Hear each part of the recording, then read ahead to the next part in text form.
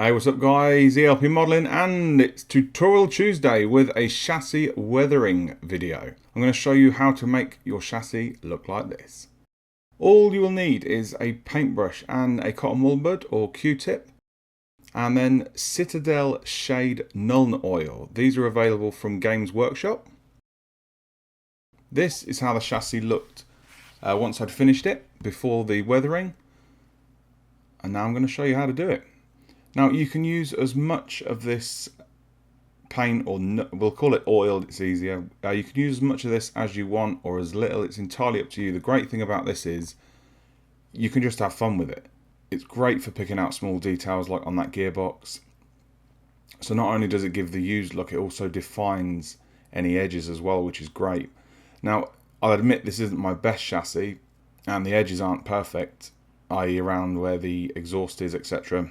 And it's a good way of sort of cheating a little bit. I'm not one for cheating, but it sort of covers up any tiny little mistakes you've made as well.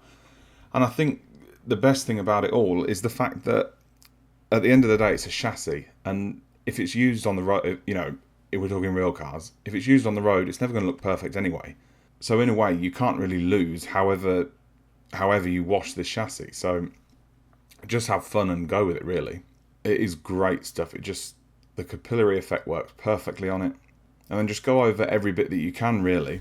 And like I said, just use as little or as much as you want, depending on what effect you want. Now, the cotton wool bud comes in handy. You don't have to use this, but you can sort of add some quite cool effects if you start rubbing it over the dried paint. You can dab it, twist it, do whatever, really. I've removed a little bit extra on that bottom bit there. And another amazing bit about this is you can just add more. You can brush some more on, keep going with that, cover up any bits that you've took off that you didn't want to take off. And then there might be some other bits that you missed as well. And then once you've done that, let the part dry, and it dries to this great matte finish. And you can then carry on with a Q-tip method.